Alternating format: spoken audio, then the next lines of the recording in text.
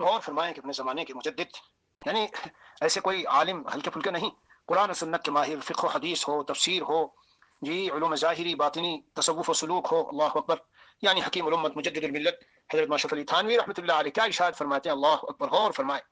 غیر محرم عورت یا امرد خوبصورت لڑکے سے کسی قسم کا علاقہ یعنی تعلق رکھنا،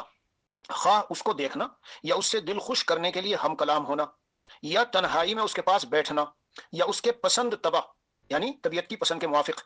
اس کے خوش کرنے کو، اپنی وضع یا کلام کو آراستہ یعنی سنوارنا اور نرم کرنا،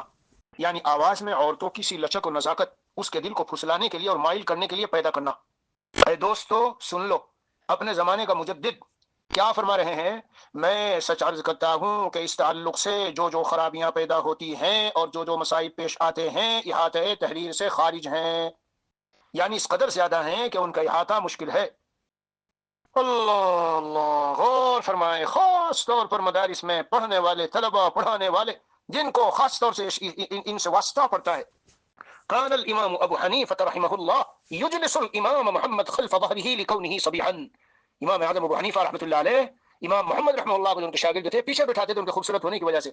آج کے زمانے کے یہ بیچارے کالج یونیورسٹیوں میں پڑھنے والے جدید تہذیب کے دیوانے اور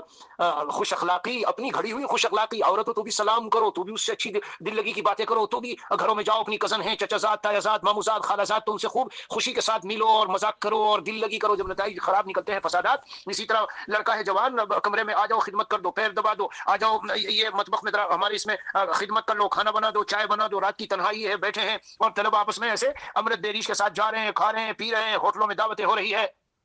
میرے دوستو، اتنا بڑا عالم اپنے زمانے کا، اور کیا بات ہے، کیا انداز ہے، ہے دیکھنا یا اس سے دل خوش کرنے کے لیے ہم کلام ہونا،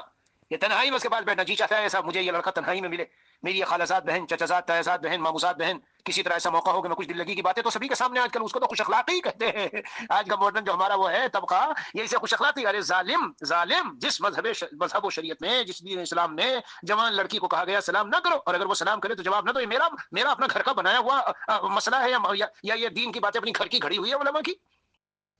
میرے بھائیو، اس سلسلے میں شریعت بہت حساس ہے، بہت حساس ہے۔ ہمارے بیانات جو بھی چلتے رہے، چاہے ماڈرنزم پہ چل رہے ہوں، چاہے داڑھی کرتے پجامے پہ چل رہے ہوں، اور چاہے نماز میں خشوع و خضوع پر، لیکن یہ اینٹی بایوٹک، یہ نظر بد سے متعلق عشق مجازی سے حسن پرستی سے یہ تو ملتی ہی رہنی چاہیے۔